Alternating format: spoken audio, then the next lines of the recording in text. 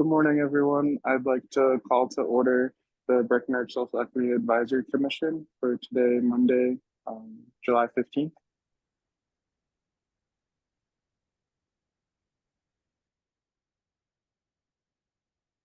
Perfect. I will do a roll. Jordan Burns, Chair.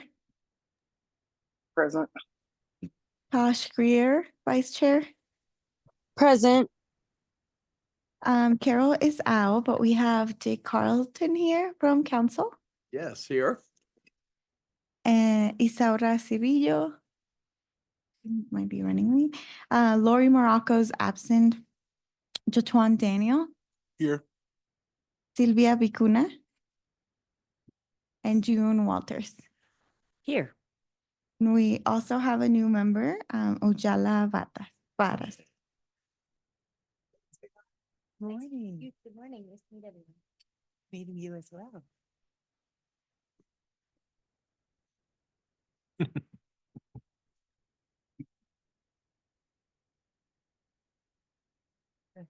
Okay. Thank you. Is there any discussion, or can we approve the agenda from last month? And to approve? I'll second. An approval of the minutes for last month. I move to approve. Second. Great. This morning, we'd like to welcome Ujela. I'm sorry I can't be there for your first meeting, but welcome aboard. Thank you. I'm excited to be a part of this awesome group. So Awesome. Thank you so much for your time, and I can't wait for all of your contributions in the future, and it's going to be awesome. sounds great. Could we go around it just real quick and make sure we introduce ourselves, just so she has a face and Yeah. It's a maybe lot coming in early in the morning. anything you want to share? Yeah. The coffee is not set in yet, so. I'm Scott Reed. I'm the deputy. Nice to meet you. I'm Floor. I knew you. Hi, my name is Sylvia, and I've been part of this commission for almost 3 years now. Wow. February will be 3 years. Time flies. My name is Joe Twan Daniels. I've been on this commission since January. I'm June Walters. I have been on the commission for, I don't know how long. It feels like a couple of years. And I also work with Breckenridge History. And I'm happy to see you here. Thank you. I'm Dick Carlton. I'm sitting in for Carol Sade as the town council rep. I was one of the founding town council members on the council, on the committee. Yeah. Back whenever it started, I guess. So, several years ago. I can't remember. When was it? I think we're at 5 years now, Dick. Yeah, it was in 2020. And I have to say, reading the agenda, really thrilled with the work that's being done. It's really exciting. Yeah. So, and it's really important to town council as a whole to have this committee. I wholeheartedly agree as a citizen and as a minority in this community. So, yeah. And nice to meet you.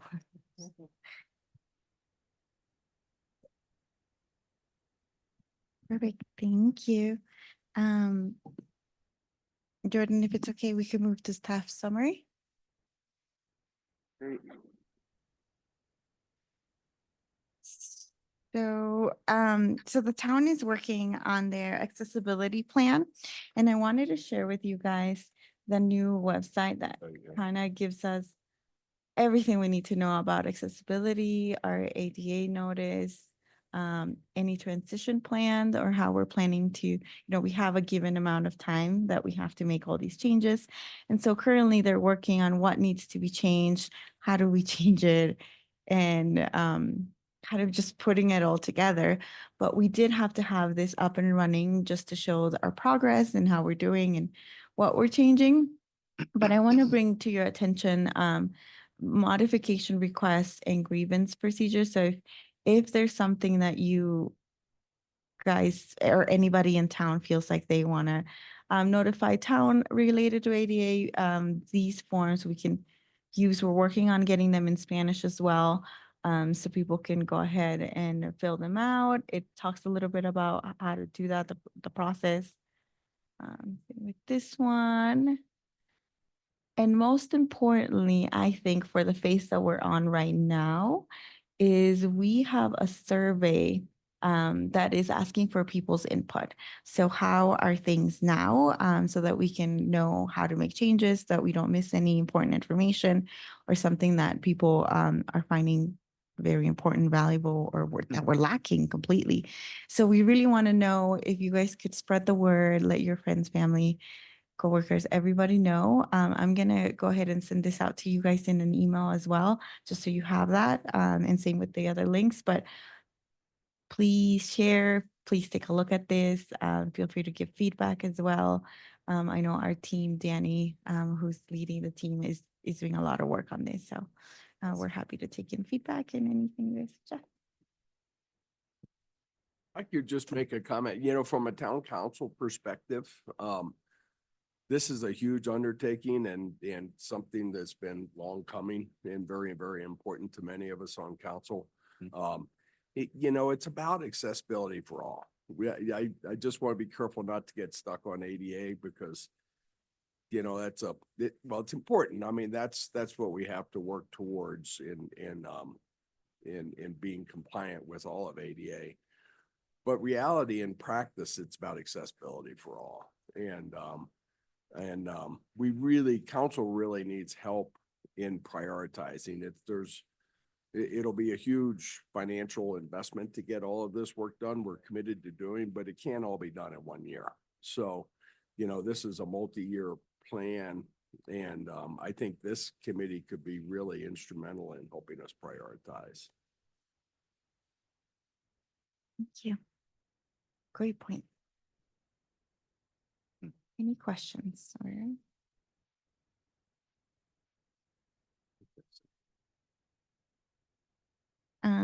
Oops, and now I go sharing my screen. The next thing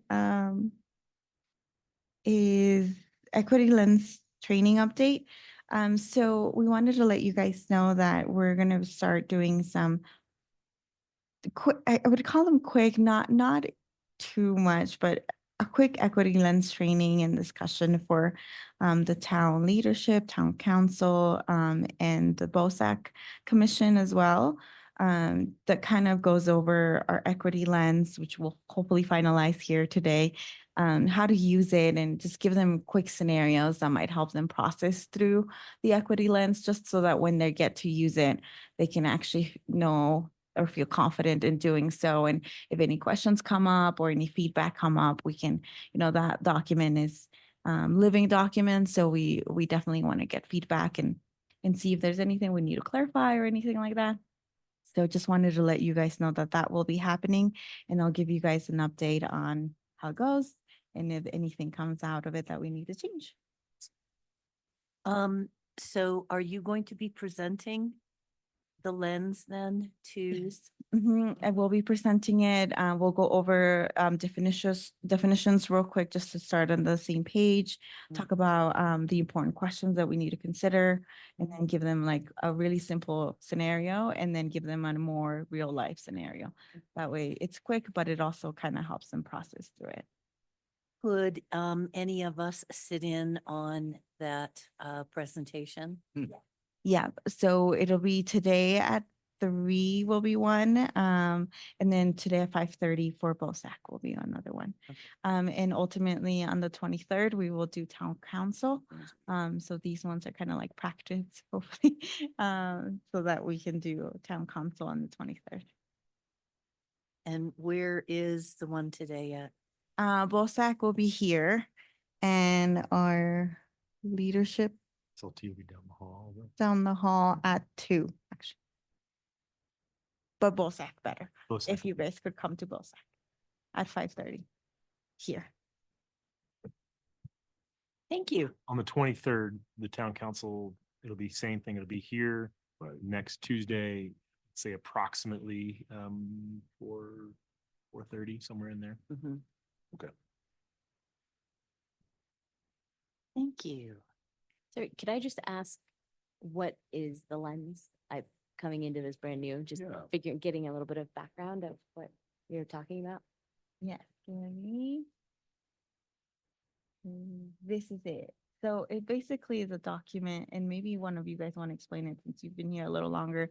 But it's this document that helps someone go through, like, who's making a decision or creating a policy program or a procedure in place to consider all the questions that sometimes are missed when processes are made or procedures or guidelines or And rules. that's in relation to this committee or just in general for our, This Yeah. committee created it and helped build Product it. of the committee, of the commission. Yeah, the commission but it applies to everything we do. And I think the town wants to emphasize that and wants to start using it in everything we do so that we start considering, like, who are the people that are missing at the table? Are we considering our intention?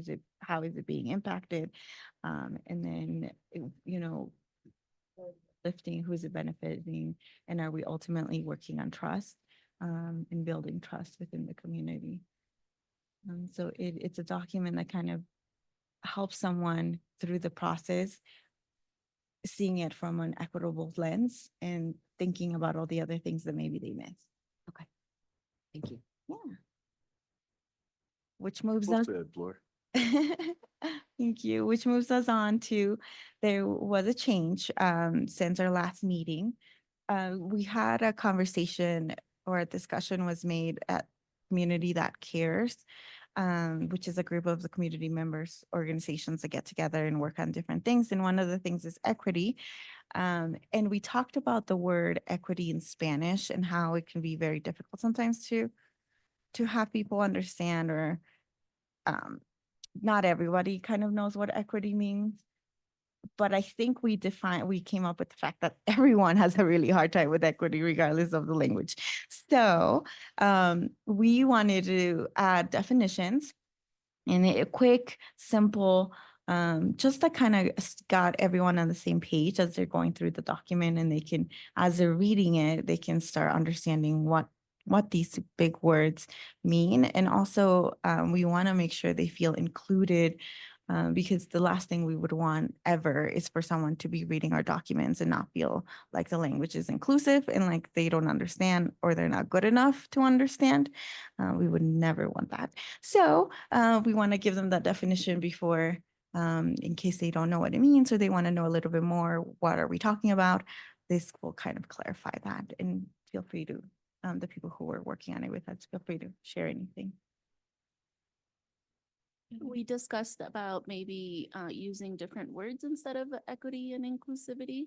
But one of my thoughts was these words are such big words and meaningful words. So this would be a perfect opportunity to teach people what they mean and for them to start recognizing, because we definitely want to do more work and movement with all of this. So the more they see this, the more it's put out, then it'll become literature and in a good second language. Like, so to me, it was very important to keep those words. So that's why we came up with a little definition for them to help understand what this is all about.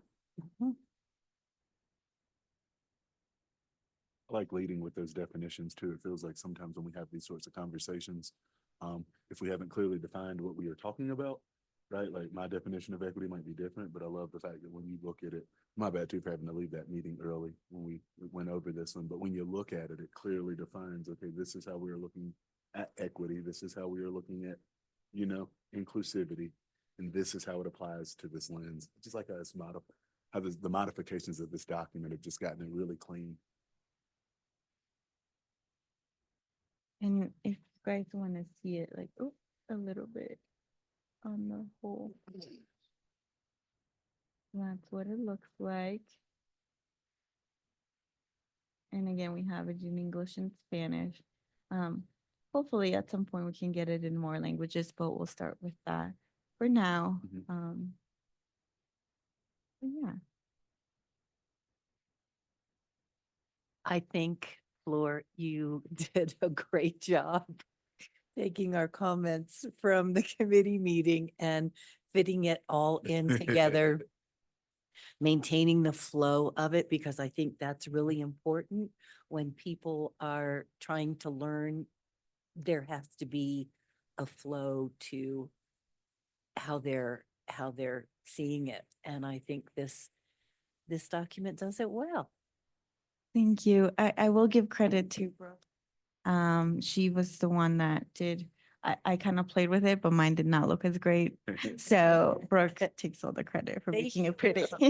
Yeah, no, I think it's great. It's come along nicely. Mm-hmm. And the color scheme. Come a long way. Yes, it has. Yeah. Yeah. Perfect. Well, then I think we'll go ahead and accept this. Do we need to vote on anything or it's good to be accepted? Head nods or signature. Perfect. Then we'll move on and this is what we'll present today and moving forward until another change comes up. This will be presented again to 3:30 and 5 o'clock, 2 and 5:30. 2 and 5:30 Yes. today. And if Okay. you wanted to come be present at 5:30 today here would be where you would want to come. And we'll be presenting it to BOSAC, which is the Breckenridge Outdoor, help me, Scott, Outdoor. Open spaces. Open Space Recognized Advisory OPL, right? Commission. OS, open spaces. Yeah, no. Yeah. It would be great to see as many of the committee members at council as possible. I mean, Oh, I yes. think all of council would love to meet you and have a presence there if it works. And that would be on the 23rd around 4:30-ish. Gotcha. Yeah, putting that on the calendar now. Awesome. And then moving on to the next one, if it's okay, Jordan, we're gonna, so the mayor has asked us to do a joint gathering at Carter Park Pavilion on Tuesday, August 20th, from 4:30 to 5:30. After that, there will be a bilingual guided mindfulness hike from Breckenridge. And we were hoping that we could use that opportunity to make this one a very bilingual and more diverse gathering than we've had before. So I will be there. Maybe we'll get another translator just in case. And we really want it to be kind of very present of diverse communities, especially because the guide is going to be English and Spanish. So it would be, or the hike would be English and Spanish. So it would be great to have the gathering as well, kind of giving that bilingual option. So if you guys could put on your calendars and join, I will also send an invite, but also if we could spread the word to our Spanish speaking community members who can come as well, since we will have that language and we really want to get them on gatherings as well. So this would be a great opportunity to try and do so. Unfortunately, I won't be here. As amazing as the sound, I would love to be a part of it, but we're taking my daughter to college. Yeah. So it's a big moment for us. Yeah. But I thought maybe we could share it or even partner up with OSO Outdoors, and that would be a good way to get more Hispanic community members attend. Yes, I will get in contact with them. Great suggestion. Families. Mhm. Okay. Pocket talk devices to that as well, just so that people could communicate with people who aren't. Yes, so we were planning to bring on as many as we could find around. So we'll ask other departments if we could borrow theirs and and have those as well ready. Maybe as we're hiking, it'd be nice if someone could be having a conversation. That would be my dream to see them use them while hiking. Wouldn't that be nice? Okay, sorry. Those pocket talk devices do we have as a town? I think we have around 9 or 10. But they're kind of distributed all over. But we have that I can get my hands on 2 immediately. And then we'd have to ask. Keep me in mind. I just made a purchase for some more for the college. For registration in September. Hopefully they'll be in here pretty soon. So we'll have some extras at the college that I know we won't be using on the 19th or the 20th, excuse me. So that'd be perfect. Oh, yeah, that'd be great. Okay, sounds Yeah, good. just Yeah, keep if me we need posted. more. I think I just ordered 5 more.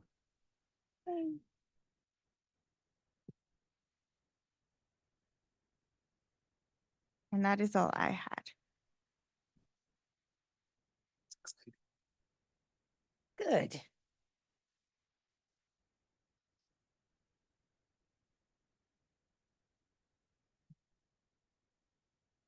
Jordan, are you Okay. still there? I'm here. I'm really sorry. I am at work, so I'm listening, but I'm kind of in and out. If Laura, if you wouldn't mind kind of going from topic to topic, and I'll be able to comment where I can. I'm really sorry. No, that's really good to know. Thank you. No problem at all. Thank So you. yeah, we'll move on to presenters. Wonderful Melissa is here today. She's going to Morning, talk Melissa. about 10 Mile Pride event, like a debrief, and then just provide us an update in general and be able to take feedback if we have any. You have your glasses on. Wore glasses last time, didn't Yeah, I was like, yeah. Like, what's different? No glasses. Just don't really, need to see all that much this morning. You guys are close. Good morning, everyone. For those of you who don't know me, welcome. My name is Melissa Andrews. I am the Public Relations Director for the Breckenridge Tourism Office. And we've really enjoyed starting to work more closely with this committee, particularly around events, as well as some media relations. And it's been really great working together so far. So a signature event of this year was our 10 Mile Pride. If you were there, you'd know it was absolutely fantastic. We had an amazing presence. We had an amazing turnout. And from my perspective, I think it was a really meaningful event in how we approached it this year and how it came to life. So I would love to just give you a recap on that event. I'll tell you about a little bit of the media relations we did around that event. And then I would love your thoughts, your feedback, and anything that I can share with our tourism office team to help us continue to improve. So this was the second year of 10 Mile Pride as we know it. Last year was the first ever iteration, and it was a great activation for our community and for really welcoming, embracing, and making our LGBTQ community in Breckenridge and Summit County feel valued. This year, we of course, always love to improve our events year over year when we can. And so this year we tried to make it a little bigger and a little better. And I would say we achieved that. So our event schedule had a handful of activations from about June 13th through 19th. And that was focused around allyship and education in the community. And then the more celebration and outward presence effect for the community as well. So highlights included a fireside chat on Thursday, the 13th. And that was, again, really focused on that allyship piece. So we invited Michael Massisson from One Colorado. He's a Silverthorne resident who is on the board of directors for One Colorado, which is the largest LGBTQ plus advocacy organization in the state. And then we also had Ariel Gold, who was a former resident of Breckenridge, and she's an Olympic snowboarder and had a really unique journey with coming out and sort of embracing the part of her identity that was lesbian identifying. And so we had the RMU Beer Garden as our host venue. We filled up that beer garden pretty nicely. I think most seats were filled, and it was a nice intimate gathering. Probably 20, 25 people in the audience, and these two individuals just speaking about their experiences as well as answering questions and helping to show our community two different perspectives, both on the athleticism side, which we know is so important in our community here, as well as on a more professional side and what that kind of entailed from Michael's perspective as well. On Friday, the 14th, there was an art exhibit opening at Old Masonic Hall. That was an LGBTQ aligned artist and exhibition, really colorful. And we understand that that was pretty well attended. That was run by Breckenridge. And then on June 15th was the community gathering and a handful of activations throughout the day. So the morning started with yoga. There was about 75 people registered and probably 25 more that snuck in. So the Riverwalk lawn was full. It was packed. It was a beautiful showing and a great little morning session to get everyone into a peaceful and welcoming headspace for the day. And then that afternoon, the community gathering began. We had resource tables focused around mental health. We had Mountain Pride, which is a nonprofit organization based in Eagle County that is excited to continue working with us here in Summit County. And then we had Frosted Flamingo with some crafts activations. We were making friendship bracelets, which I think was a great, great activity for those in attendance. And of course, a handful of entertainment entertainers. So we had Colorado-based drag queens. We had a MC who was also a drag queen, and she did such a great job getting the audience engaged. Her friends here from Colorado were just coming in and out of the crowd, getting everybody really excited. And then our headline performers were both from season 5 of RuPaul Drag Race. So really top tier talent. And that was Coco Montrese and Jade Jolie performing as Janet Jackson and Taylor Swift. So all in all, I would say it was such an amazing showing of the LGBTQ sort of culture, community, and presence that we could bring here to Breckenridge.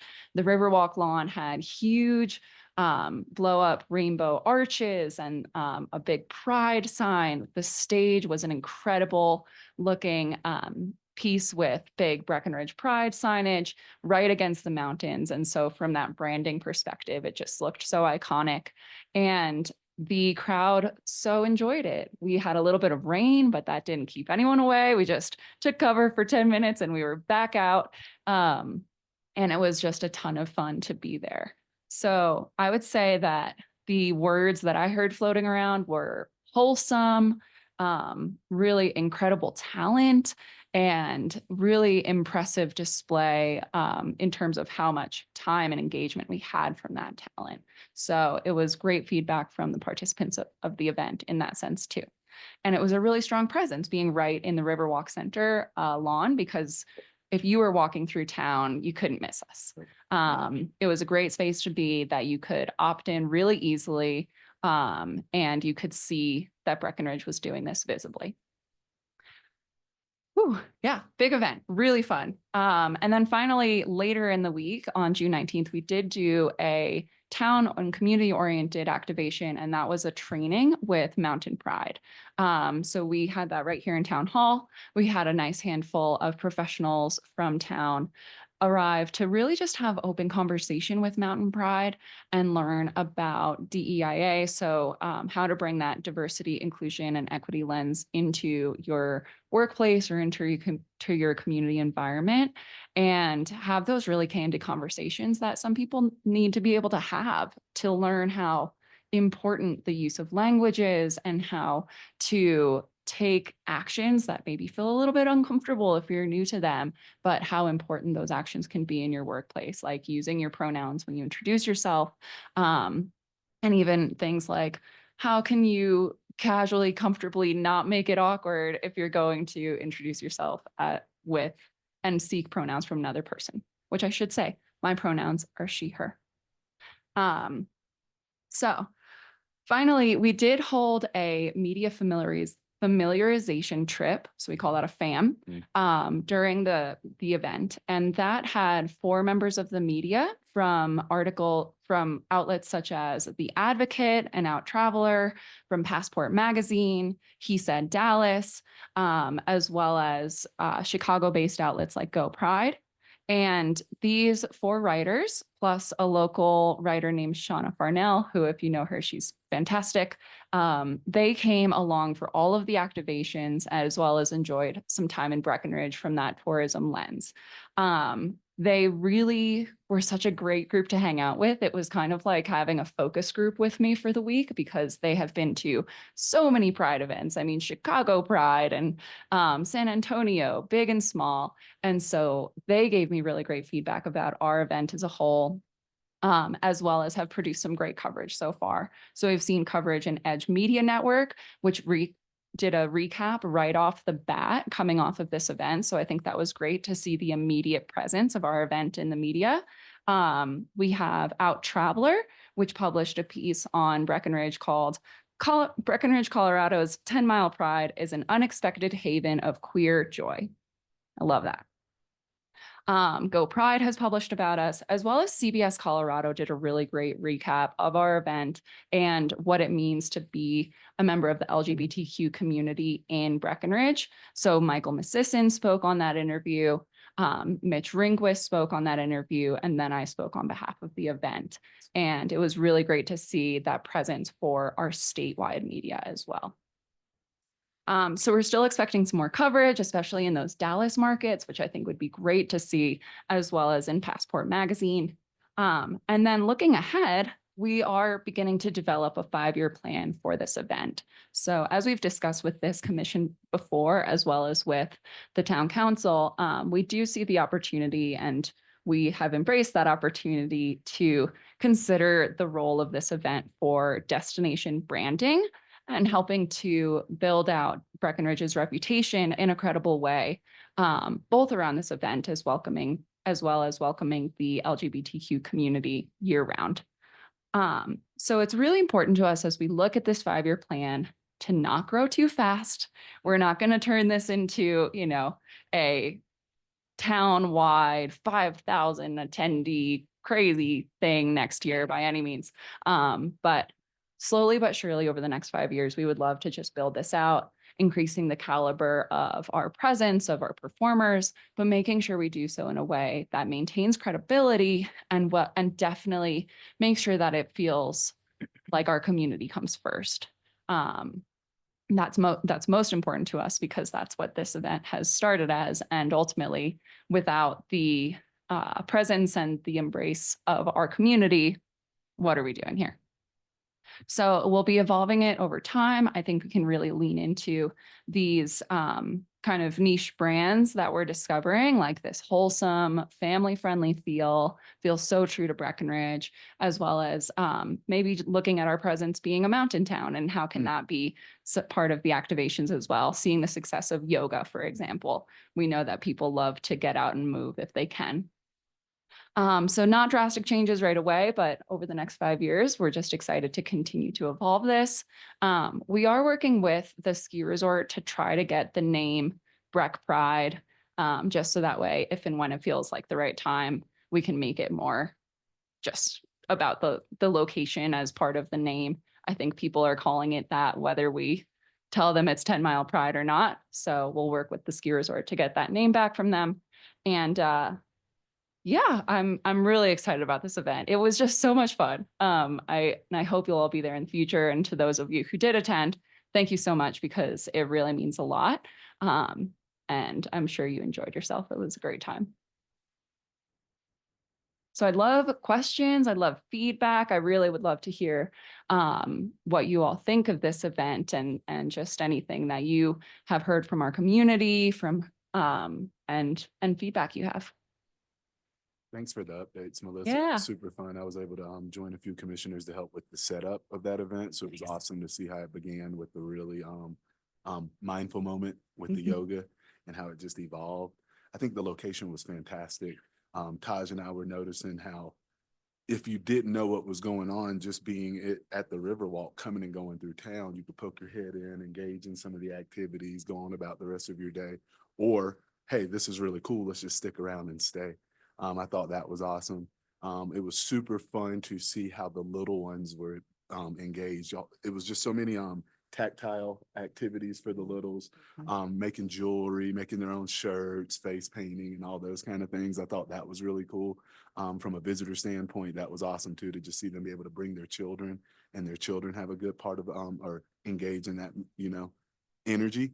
One suggestion that we heard, was that it would have been nice maybe to have like some QR codes for the schedule. I know a lot of people were asking as we were setting up what to expect as the day's events went on. And so I think some sort of visible means of allowing a participant to access the schedule would be a good bit of help. But it was super fun. I mean, the energy was fantastic. That's great to hear. Thank you. And that's a great idea. Any thought to being able to change the date from including Father's Day? Mm. Yeah. I think the last that I heard, just listening to the events committee meeting, keeping it I believe it's the second weekend of June was part of the plan, at least for next year. Mm. But when we've had conversations about that 5-year plan, we're not hard and fast committed to anything. So I will bring up the date, and I think it's a consideration, right? What is the pros and cons of it being on Father's Day? And in some ways it's great because we know it's a busy time of year, or at least a busier weekend for June. So why not get everybody to come on by? And then of course, I think it was also beneficial this year because it was the weekend after Denver Pride. So I think there's considerations, right? Father's Day, Denver Pride, but then if we're doing it in June, right, doing it as part of Pride Month, finding our right time and space there. Or are there pros and cons to moving it to another time of year in the summer? And it doesn't have to be in Pride Month. Not every Pride event is, and we can consider that as well. To that point, June and Melissa as well, I did hear from friends and family from Denver that wanted to come up and join us on that Saturday. And I think it did conflict with, Yeah, they had, I can't remember who performed for Juneteenth. But there was a little bit of conflict where people were torn. I Yeah, think it was a pretty big headliner down there in Denver. Yeah. They were like, we got a great opportunity to watch this show. So yeah, just being mindful of like, the timing of Yeah. that event. It was during a really busy week, I would argue. Yeah.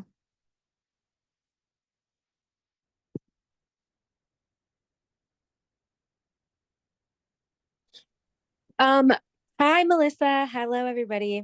This is Taj. I don't know if you guys know Hi, that it's Taj. me, but I thought it was so fun. It was super, super, super engaging. I think there was a lot of opportunity for everybody to feel comfortable. And it just seemed like everybody was just kind of melting together and like just really enjoying themselves. So an amazing job. I did have one piece of feedback, but I honestly forget because it wasn't even that important because everything else was so great. So, if I do remember, I will email it over to you and the rest of the commission. But overall, I just think, hats off to you guys. It was amazing. And I'm really glad that I was able to, help out and be a part of it. Thanks, Taj. It was great seeing you there. Taj was front and center of the party. So we've probably got 100 photos of you enjoying yourself and being a part of it all as well. Just because you were right up front, which was just so great to see. Thank you. You're right, Taj. You had mentioned shading, like maybe having a little more. That's right. Yeah. Thank you for that. Yeah. So, that day just so happened to be really hot and then also, a little bit of rain. So I was just thinking, of more opportunities for shady areas as I saw a lot of like families and even elderly people. And me, I was hot too. So everybody needs shade.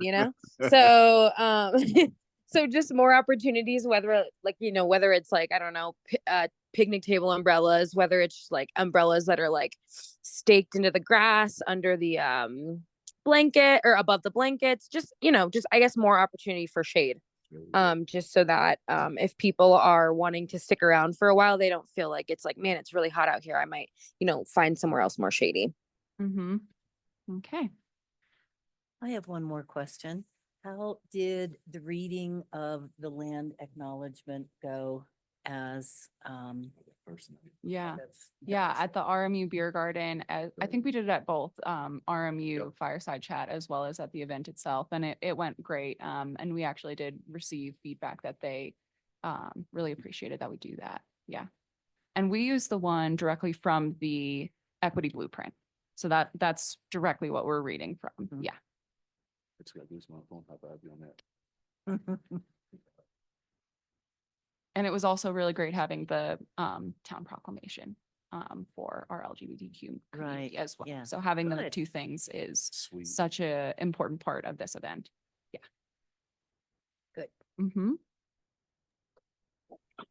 And I know that we talked about it, and then I think I told you as well, Melissa, like maybe making it, putting all the events across 1 week just to keep the energy and the flow together, like starting with that big like pride event that we had on the weekend, then maybe going into some of the other things throughout the week, and then ending it on like another yoga session with like a sound healing or something like to that effect, just to kind of bring it back down and really mellow and Mhm.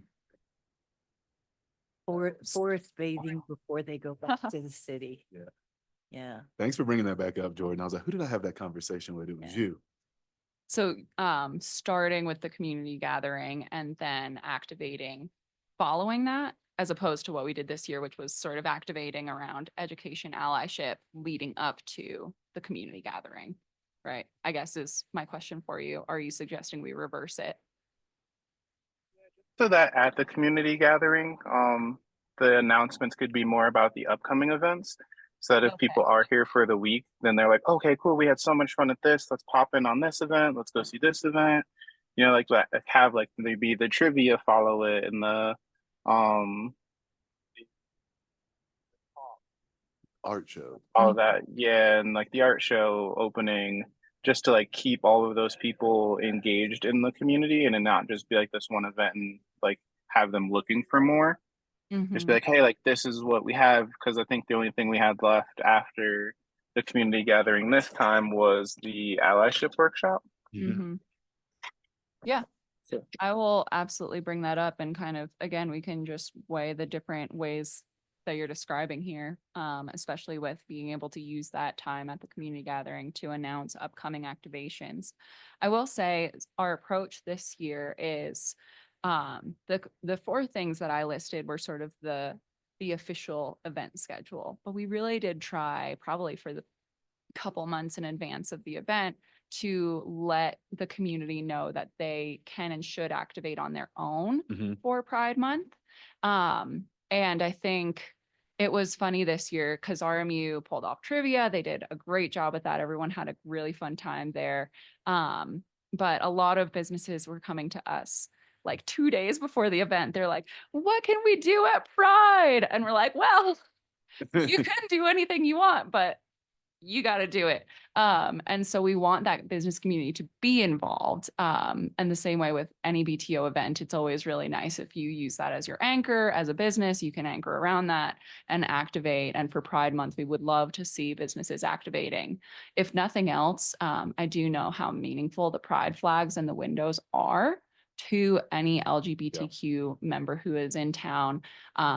It really means the world to see that in a shop and to feel that sense of safety.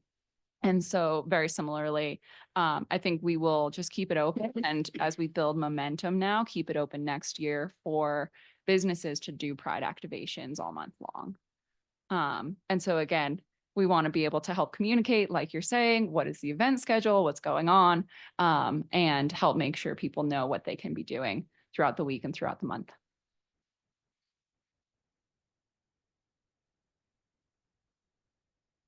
Perfect. Any last things or comments? No? Well, thank you so much, Melissa. We greatly appreciate you being here. I did have one question that's not related to Timel Pride. Okay. How is that form that we've created and are we getting names? Yes. Yes, okay, So thank awesome. you to Floor and this commission for helping put together a model sign up form so we can make it easier for our community members and for our more diverse community members to sign up and be a part of our marketing efforts. And so we've got a handful of submissions into that form. And I know Jace has lots on his plate right now, but he was excited to see that list building out. So thank you. Awesome. Yeah. And then other PR updates. This week we'll be hosting a bilingual journalist for the publication Diario Los Americas. It's South Florida's largest daily newspaper. And so we'll be getting a Breckenridge feature column in their travel section in Spanish for the Florida market. So that's going to be really great. Thanks to Flora. She's going to help me out a little bit this week as well. Our Pride Fam was a really signature event as well for our diverse PR initiatives. And it's a fun summer this year with media hosting, and I'm really excited about this Spanish outlet. Awesome. Okay, thanks everyone. Thank you, Melissa.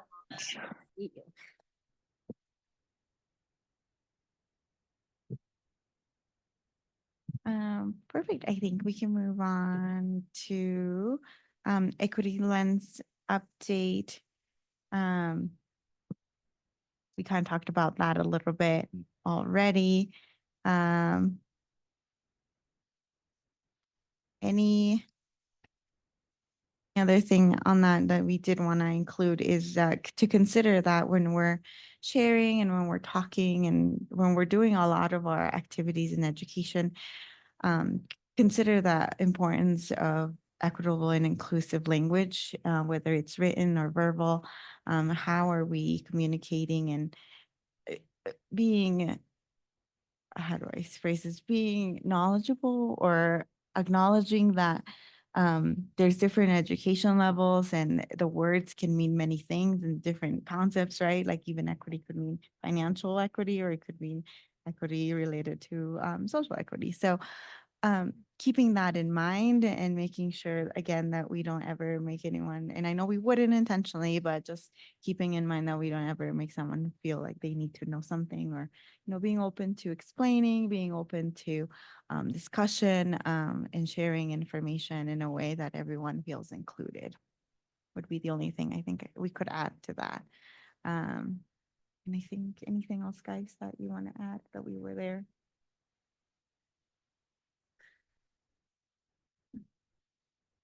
I just don't want to keep changing and changing and changing this. I think we have reached a really good point with this document.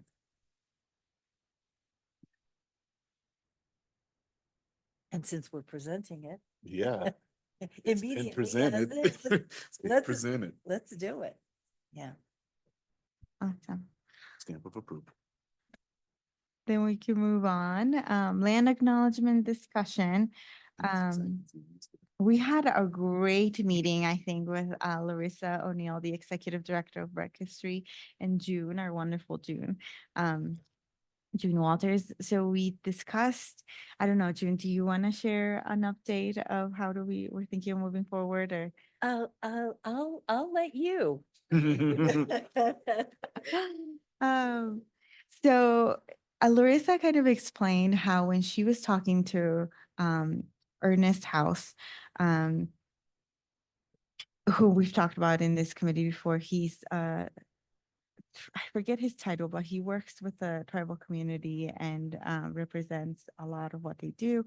And so he was thinking that now I understand that we are, or he believes that we, or recommends that we are the right entity to kind of lead on any community or town tribal and indigenous people discussion or activities. And so it's kind of like we would be the merging point for all of the different organizations so that we can be a point of contact, but a point of setting that community related feeling. Kind of when we were in that meeting, we talked a lot about that philosophy. So the land acknowledgement is just one thing that we do, but it's not what we're talking about. I guess it's not what we would want to put out as the one thing to do, but it's more part of how we engage, how we describe, how we talk about our land and our indigenous people and how the history about it. And it's kind of more of a community sense, I guess. We kept calling it a philosophy of how do we represent that throughout town. So that could be through many different ways, which is like the Welcome Center museum, it could be the land acknowledgement, it could be different things, but they're not the one thing we do rather than part of our community feeling and our community sense of respect, acknowledgement, and gratefulness, being grateful of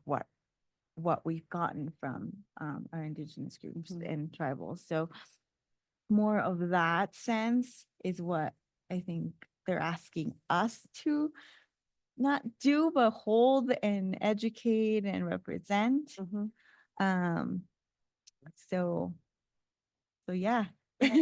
And you know, a great part of the discussion was also not overtaxing the people who are working all across the state with how many communities are in this state that are looking at creating their own land acknowledgements and not turning it into an obligation rather than an opportunity to talk about how there were first stewards of this land and we want to continue that effort. So it's not just, you know, this land belongs to this and overusing it and turning it into just a trite statement. It is, you know, it's something that should be actionable and educational. And I think that there was a bit of, well, who's going to do what? And we settled on, I think the Social Equity Advisory Commission is the right landing spot for stewarding this statement, this philosophy, and guiding the town council on where this fits into town philosophy, right? Yeah, yeah. And I think partnering with Breck History as well, but yeah, I agree, this probably is the right organization, tipping point organization. I you. think a good partner in a lot of the activation and such could be Breck History. Right, right. For example, how many of you have gone to the Seasons of the Ute exhibit at our Welcome Center? Yeah. And you know, we can all kind of claim a bit of ownership in that because that's our town museum. It's you know, so we left it with Larissa, who is still talking with Ernest. You know, we were shooting for June. That obviously didn't work, and July is kind of blown. So you know, just to reiterate, this is not an overnight process. It takes a lot to work respectfully with a group whose council changes every year in the fall. And we're just up against the fall. So we may not have not an approval, but an acceptance and guidance on the land acknowledgement that's in our blueprint, which I think that will be accepted wholly and quickly. Whenever it is that we can get it in front of the people who can do that for us. Is that Yes, your yeah, impression? Yeah. yes. So we're hoping, yeah, to get a meeting at some point. We kind of leaving it to him in his schedule. It might not be a 7:30 Monday, or one of our subcommittees. Right. But if we could all attend, and I'll keep you guys posted on what we know, just to get guidance and start the conversation, and we can start kind of doing the action part of how do we implement this, and how do we start working on Or here's how we already have it. our statement, and here is what we have done. Here is where we present this, our philosophy, which meshes hopefully with theirs.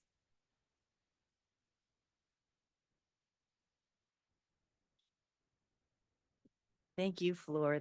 It was a good meeting. It really was, yeah. Perfect. Then I think we can move on to subcommittee updates. Ojala, just so you know, we kind of talked about it, but we have we have five, but we kind of have three subcommittees and three get together as one. And we all meet and work on different initiatives and different things. Let's see, we can start with celebrate diversity, community outreach and engagement, and community education and influence, which met July 3rd. Who wants to give that update? Not me. It seems like so long ago. Okay, I will give that update then. So Yeah, we're it's- moving on to with our Show Us Your Bread campaign, which is a campaign that we're doing to highlight diverse community members who we describe as community champions for social equity. Some community members that are doing awesome things out there, and we would just want to highlight who are moving the needle in social equity and are, in any way making our community a better place, a more inclusive place.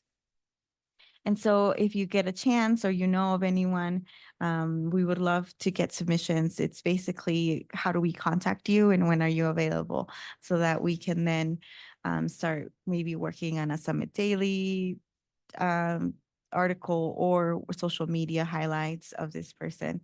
And then, so we need to get some of those people kind of in line so that we can get that moving. So if you guys could get that, that would be great. And I'm happy to send out the link again, but it's on the agenda for that form. We talked about Senior Citizen Day, August 21st. We're going to start working on seeing if we can get some sort of senior citizen appreciation event at Carter Park. We're hoping for activities, different type of activities, pickleball, yoga, hiking. So maybe something along those lines of appreciating our senior citizens who do so much, and they give a lot in our community. So, and that will be in August. Is that the Friday? And as community outreach, we talked about the equity lens, and we talked about the equitable language, which we've come and shared here earlier. And we talked about moving forward with Breckenridge and the land acknowledgement we've also done and shared earlier. And yeah, that's basically it. Any questions?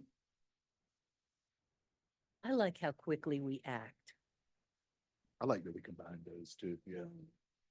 Mhm. I love those groups being Mhm. combined. Yeah, I like that. So, We get things done. So done committee. That's right. and moving on to immigration rights and advocacy. We all stare at Sylvia. Hey, everyone. Hey, Sylvia. Good morning. Our last meeting was kind of a recap of everything that we've been trying to get together and working on. One of the big things was finding a name for our recreational event, which is gonna be hosted at the rec center on hopefully Monday, August 12th. Is that a set date? Not officially confirmed, but Okay. I haven't heard no, so that's good. So that's a huge new step that we were working on as far as having that recreation opportunity for everyone. So we're gonna do like an open house at the rec center, just explaining to everyone that comes what they have to offer, like as far as fitness classes, program for kids and activities, and just the usage of the center itself. One of the big goals was trying to see if we could partner up with the Silverthorne Rec Center and just kind of do it as a big community, because not everybody is located in Bragg or Silverthorne. So we've been hearing from other community members that they want to be included as well. And then we're also working on a video where we want to highlight all of our diverse community. So we called it I Am Summit, and it will include people from around Summit County, just highlighting everything that they do and how we are all part of this wonderful community. And we will start from the town staff update, we will start distributing social media and flyers this week. And Town of Silverthorne and Town of Breck have partnered with us. So, and Mountain Dreamers, who have always been partnering, but hopefully they will help with social media distribution as well, flyers, and getting the names for the video. Yeah, we're still working on trying to contact the Mexican consulate to have them come up and help with all of that legal documentation, but that's still in the works. And yeah, so it was just kind of a recap, everything that we wanted to do and making sure that we were moving along with all those steps and trying not to forget anything. And I'll talk well, maybe I'll make sure that we get the pictograms and pictures suggestion over to BLOSAC too. Maybe Okay. I can just give it to our new staff member for the future. We also talked about, there was a suggestion about using pictograms and pictures for trails. Mhm. Sylvia, is there a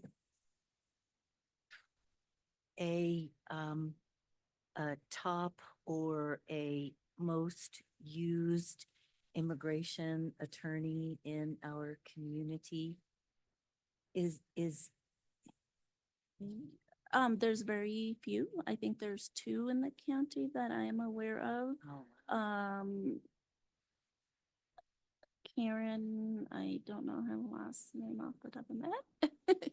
And then Eric Fisher in Frisco. They're Is- the only 2. I've worked with both of them. mhm. Um, Is legal aid essential in the process of? they kind of, I wouldn't say they like specialize in that area, but they have the most experience with in the county as far as helping navigate through any immigration needs. Yeah. Yeah. They are a little expensive. So it is a little barrier sometimes to, but Yeah. all immigration expenses are. Yeah. Yes, so does that answer the question? Is there Yeah, more? well, I was just wondering if there was, not that, is there something that we could look at in the future that makes it less of a financial burden? We, we used to have a pro bono, uh, immigration, specializing attorney. And, y- you know, I wonder if there's just something that we can do that makes it an easier, less of a financial burden, And I don't know how you ask an attorney to not make money, but is that something that this commission and the subcommittee should look at sometime in the future? I know you've already got a lot on your plate now, but. Right. I mean, Mountain Dreamers does a wonderful job. I think that's the reason they started that nonprofit organization, is because there was such a big gap and hole to fill to help with the needs of all the immigrants. So originally, that's how they became to be, as helping not only be like well, I wouldn't want to call it a legal advice, but different Assistance help with you, that yes, navigation. routes, and not only with like emotionally helping and guiding people through that process, but also helping them with scholarships and financial help. And that's been a huge help for the community. So then they've expanded to helping with like housing and driver's license and a lot of stuff. So they are a big growing organization. But yeah, that's why I push so hard for having them on our subcommittee, because I know they're well aware of everything that's happening, and they have a lot of the resources as well to help us show us how to better serve our community. Yeah. But yes, I mean, agree. I There's so much personally more need that more we could be education doing. in that arena. Yeah. Yeah. Yeah. Thanks. Thank you, Jen.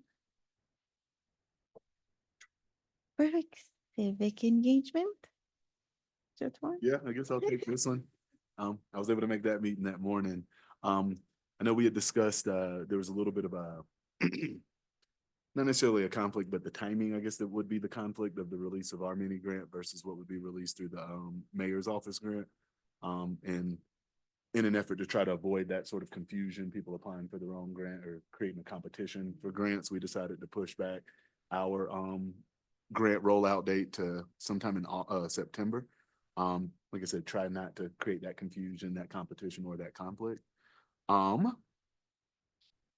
Chatted a little bit, and we spoke on this earlier in this meeting about the meetup with the mayor in August, having it being a joint commission activity with the mayor at Carter Park. I think we said, what was it, August 20th, right? Yeah, August 20th, 4:30 to 5:30 at the pavilion, and then we do that mindfulness hike from 6 to 8. And then we started to discuss opportunities for us to be visible in our community in terms of volunteering opportunities. And so we just started to explore groups of individuals that perhaps we as a commission can volunteer some of our time to help support. And so we mentioned FERT was one of those. After that meeting that morning, I was able to go to the library, and I cannot remember the individual's name, their outreach coordinator who I spoke with at the library, but they were very excited about us possibly partnering with the library and maybe even getting creative beyond just the typical volunteer opportunities, but kind of shaping what we wanted volunteerism to look like. For me personally, having a connection to the school district, my mind always goes to supporting some of those youth programs that they have there. But they kind of said they would be welcome to that conversation of however we see fit. So I kind of didn't want to pigeonhole us to just be, typical volunteerism. It was like, well, how else can we get creative with them? And I was very excited that the South Branch Library was excited about that sort of conversation. So I'll have to follow back up with that contact. And then we also mentioned other opportunities in terms of food insecurity is a big issue within our community, not just ours, other communities as well. And so we branched that conversation out to how can we support volunteerism with, food insecurity in our community. And so we threw out organizations such as Smart Bellies, maybe Rotary Meal Night, and then of course here locally in our community, Father Dyer with their weekly meals. Perhaps we can be a great resource to help support not only our local community, but show the community, show Breckenridge what we're doing. Put our money where our mouth is. And then, as y'all can see on the update, Lori will not be with us until next week. Flora, I think I hit that. Yeah. Yeah, that was that morning meeting Yes. on the 3rd. Yes, it's another early morning meeting. Sorry. Perfect. Thank you. And upcoming council discussion? Great. As I outlined here in the bulleted items, it's really a really interesting meeting next week. It's very focused on housing, to start, like kind of, we don't generally do thematic meetings that way, but it seems to be this way for town council. There will be a pretty lengthy site visit to the Stables Village Workforce Housing Project, the McCain property, and the Block 11 property to look at options for essentially housing. McCain is more focused on parking and long-term what the goals are there, but it's related to having to put housing on top of where we currently park vehicles for the ski area. So that's one of the big, that's the start, that's the kickoff basically. We are meeting early that day. And then following the site visit, we have we have a presentation from a group called Merge, MERJE. I'm trying to pronounce that correctly. Merge. So they're doing signage plan work for the Open Space and Trails Division. And I think they're a wayfinding consultant, and they have a lot of expertise in trying to get people places where we need them to get. And we have a very convoluted trail system in terms of access and where to find your way. So hopefully this will help with that. What's that? Here, and That's right. There's a second reading of appropriations that are occurring mid-year. We've gotten on a schedule where we do one mid-year appropriation, which is again, second reading will be occurring at this meeting. And then there'll be another one likely in December to basically address any of the unbudgeted expenses that occurred that have not been included in the budget. That'll wrap them into the budget. Floor's presentation of the blueprint and equity lens training. So we're very excited for that, see how that goes. And once again, strongly encourage y'all to be there if you can, just to show support and help Floor with anything that might come up on the floor there in that discussion. Then there is, like I mentioned, the Block 11 and McCain parking discussion, which is somewhat related to the fact that we are likely going to put the runway development on top of the current free skier parking, if you will. That's what's sort of pushing, it's a few years out, but that's what's really pushing the issue as far as where we as the town have committed to providing a certain number of parking spots for the ski area. And once we develop the Block 11 site, also known as the runway development, runway subdivision, then we'll have to find a place to put those 500 cars, which we've committed to. There's runway neighborhood discussion. That'll be interesting to see what the concept is for the runway neighborhood in general terms. I would say that it's going to be similar to Wellington neighborhood in terms of single family homes. I think there will be a focus on accessory dwelling units, so apartments above the garage as well. So they'll be trying to put as much density in there as we can functionally get more housing for folks. So that'll be an interesting discussion to see what those concepts are going forward. Like I said, we're probably looking at breaking ground in 2026 is the time frame. And then the Housing Helps Program, you may have read about this in the paper, but the Housing Helps Program basically allows the town to buy a deed restriction from a landowner so that they can basically reserve that parcel or that home for workforce housing only going forward. And that program has been incredibly successful over the last couple of years, and to the point that we have actually hit the max of the budget already here in July, or pretty close to it. And so we're trying to see what the best options are moving forward, even for 2024. Okay. And then lastly, there'll be a brief discussion, I believe, on a conversion of office space into a residential space over kind of behind the it's sort of behind Creatures Great and Small, if you will. But anyway, kind of a small subdivision down there. So love to answer any questions y'all have. And Dick can probably help as well. Yeah, questions or input. Yep. Anything. Scott, what time should commissioners be here again? I think I heard you earlier, 4:30. I'm guessing 4:30. We'll know more the Wednesday this week, and maybe Floor can send out. Okay. It's an estimate of when those, we never really know when those time frames occur, but we have at this point have the blueprint presentation and the equity lens training kind of pretty early in the agenda. Thank you. 23rd, next Tuesday. Yeah.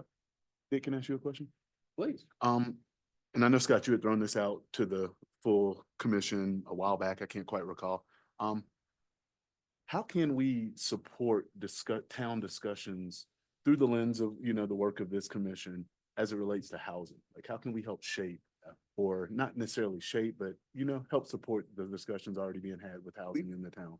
That's a great question, Joe Twine. We've had a lot of discussion around that, and a lot of it is around, education, inclusion, we've been doing housing for a lot of years, and there's tremendous demand now. We're getting, more to, lotteries and such for people to qualify, and helping, all groups understand how the lottery works, the mechanics of getting into the lottery, and all of that. So, just helping with awareness throughout all of our communities in town is one piece.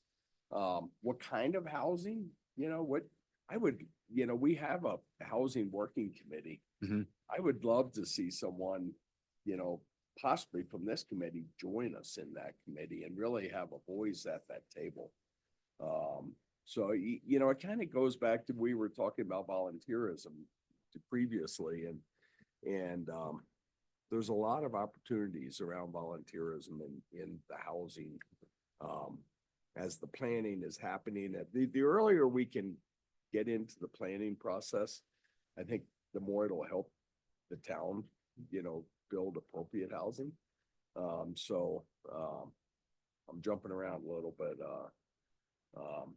really voice, I guess, is the answer to your question.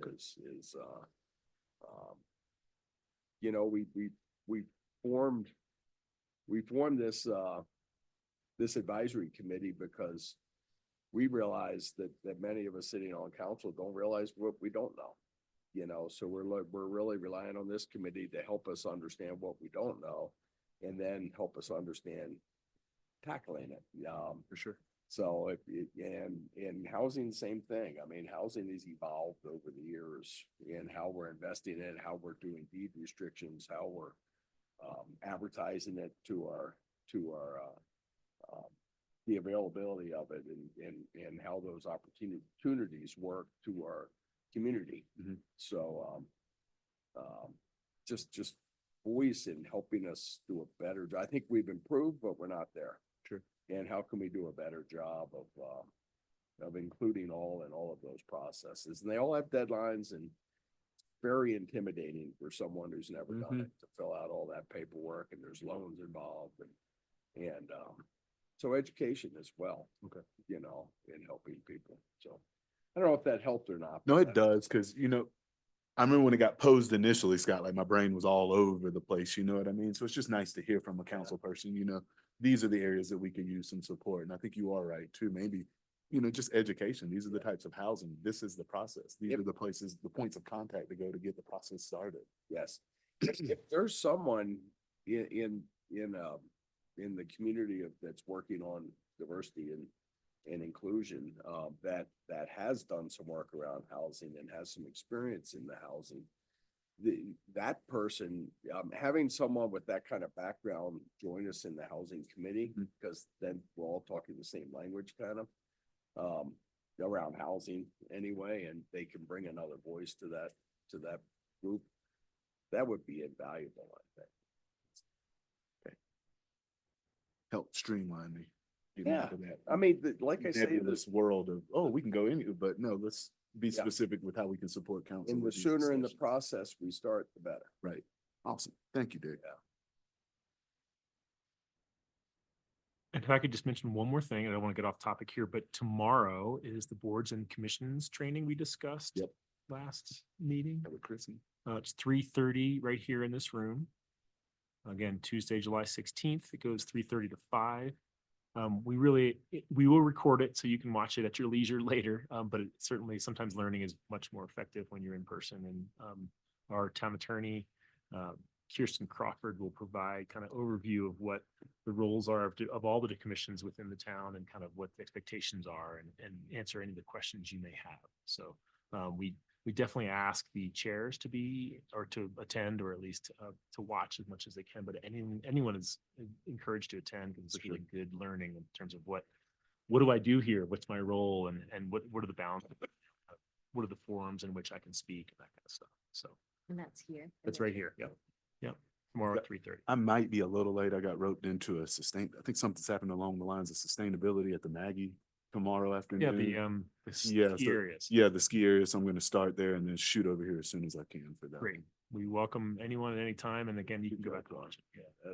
That should be good. Yeah, they were like, yo, you should go. And I was like, oh yeah, this does sound like something I should be a part of. I'm gonna be giving a saloon tour.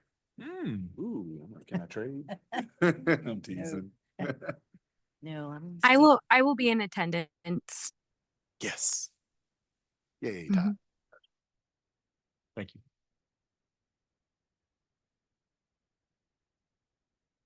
So that'll get out of that at 3 and shoot over here at 3:30. I guess anything else we wanna leave? Let's do Public comment. Oh yeah, public comment. Thank you. Okay. Do we have any public comment? No? Okay. Then Jay, do you want to close up or? Sure. I would like to adjourn today's meeting. A second? Perfect. Thank you guys so much for being in there with me today. Sorry I couldn't be there in person. Or as attentive as or as communicative as I usually am. I love you all, and I'll see you all soon. Love you too, Jay. Congrats Good to hear again. your voice. Yours as well, Taj. Happy New Day, everybody. Congrats Bye, again, y'all. Angela, and I can't wait to be a part of more meetings with you. It's gonna be so much fun. Thanks. This is Super like, excited to work I'm with you. just, the level of energy and excitement from every time anybody's speaking in this forum is just, it's so exciting to be a part of. And the positivity just beams off of all of you, and it's great. For a Monday morning, it's amazing. Yeah. Welcome aboard. We're excited to have you.